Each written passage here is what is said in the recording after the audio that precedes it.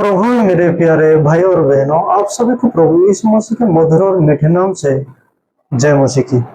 आज हम कुछ समय मनन चिंतन करेंगे योना भविष्यद्वक्ता की पुस्तक के बारे में। चलिए हम समय ना गवाते हुए वीडियो को आगे बढ़ाएंगे। योना अमित के पुत्र था। वो जबूलून के गत-हेफर नगर से आया था। ये नगर बाद के नसरत से उत्तर पूर्वी की ओर करीब 4 मील दूर स्थित था। योना एक ऊंचाई और कट्टरपंथी देशभक्त था। वह असीरिया या असुर की राजधानी निनवे को परमेश्वर के न्याय से बचाने की अपेक्षा उसका नष्ट होते देखना चाहता था।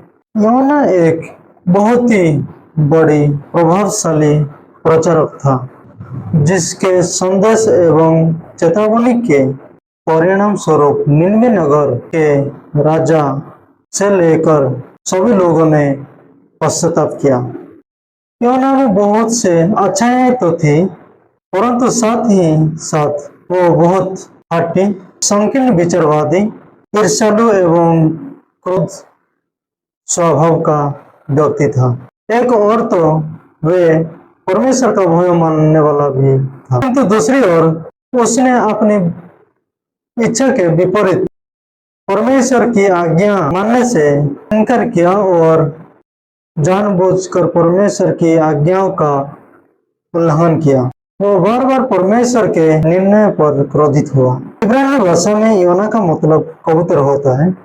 नए नियम में योना नबी का महत्व स्वयं प्रभु यीशु मसीह प्रस्तुत करते हैं। उसने मत्ती 12:38 से 41 और मत्ती 16:4 में तथा लूका 11:19 से लेके 32 में 3 बार योना की चर्चा की। उसने स्वयं योना को यथार्थ नबी और उसके लेख को अधिकारपूर्ण नबूवत बताया।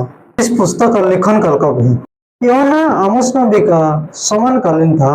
उसने यरोबाम द्वितीय के शासनकाल अर्थात 8वीं शताब्दी के पूर्वार्ध करीब 792 ईसा पूर्व से लेके 553 ईसा पूर्व में नबूवत की। इस पुस्तक का ऐतिहासिक पृष्ठभूमि क्या है? इसराइल के राजा यरोबाम द्वितीय और यहूदा के राजा उज्जियाह 8वीं शताब्दी के ईसा पूर्व के प्रारंभ में लगभग साथ साथ ही गद्दी पर बैठे। दोनों ने लंबे समय तक शासन किया। दोनों के शासनकाल में संपन्नता थी। इसराइल और यहूदा दोनों में ऐसी स्थिरता थी जो दाऊद के समय के बाद अन्य किसी राज्य में नहीं थी। दोनों राज्यों ने अपने इतिहास में अपूर्व आर्थिक प्रगति की। पहले के शक्तिशाली राज्य दोनों राज्यों के पक्ष में थे। असीरिया या असुर शक्तिशाली राज्य के रूप में उभर रहा था। असीरिया की राजधानी निनवे थी। वहां के लोग बहुत दुष्ट थे। असीरिया इस समय उत्तर में शत्रुओं से युद्ध करने में हुआ था, इसीलिए 40 वर्ष तक उसने इसराइल और यहूदा को किसी प्रकार का कष्ट नहीं दिया।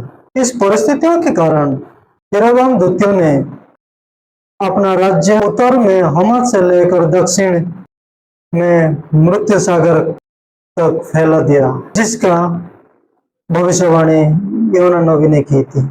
इससे उसका अधिकार उनके प्रमुख व्यापारिक मार्ग पर हो गया। तो इसराइल की शक्ति असाधारण रूप से बढ़ गई। आर्थिक प्रगति के साथ साथ लोभ और भ्रष्टाचार भी बढ़ा। आत्मकेंद्रित एवं अहंकारी हो गए थे।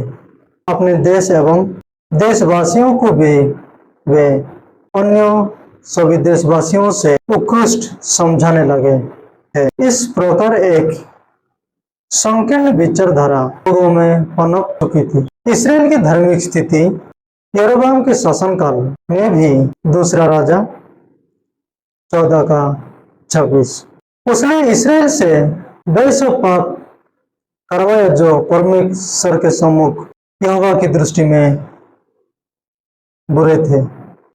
पुस्तक की रूपरेखा। पहला है नबी का परमेश्वर से दूर भागना।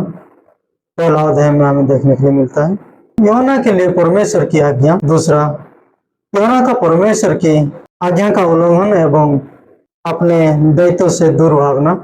तीसरा, यूहन्ना पर परमेश्वर का दंड। चौथा, यूहन्ना की परमेश्वर के द्वारा सुरक्षा। दूसरा पॉइंट है बी, नबी का परमेश्वर की ओर लौटना। उसी का पहला है यूहन्ना की परमेश्वर से प्रार्थना। दूसरा, यूहन्ना की परमेश्वर से वाचा। तीसरा, यूहन्ना को परमेश्वर द्वारा जीवन दान तथा दूसरा अवसर दिया जाना। पॉइंट नंबर सी, नबी का परमेश्वर के साथ चलना। तो पहला है यूहन्ना के लिए परमेश्वर की दूसरी आज्ञा। दूसरा, यूहन्ना द्वारा परमेश्वर का संदेश प्रचार। तीसरा, यूहन्ना के परिणाम स्वरूप निन्वे का पश्चाताप। चौथा, पश्चाताप के फलस्वरूप निन्वे पर परमेश्वर की दया और क्षमादान। पॉइंट नंबर डी, नबी का परमेश्वर से आगे बढ़ना। पहला, यूहन्ना का परमेश्वर की दया के विरुद्ध क्रोध एवं रोष। दूसरा, यूहन्ना से परमेश्वर का प्रमुख प्रश्न। तीसरा, यूहन्ना और परमेश्वर द्वारा अपने प्रेम एवं दया का सजीव दृश्य प्रदर्शन। चौथा, यूहन्ना को परमेश्वर द्वारा शिक्षा। इस पुस्तक की विशिष्टताएं। नबियों की पुस्तक में केवल ये एक ऐसी पुस्तक है जिसमें अनेक नबूवतें या संदेश नहीं पाए जाते हैं, बल्कि केवल एक सच्ची घटना का विवरण और चेतावनी दी गई है।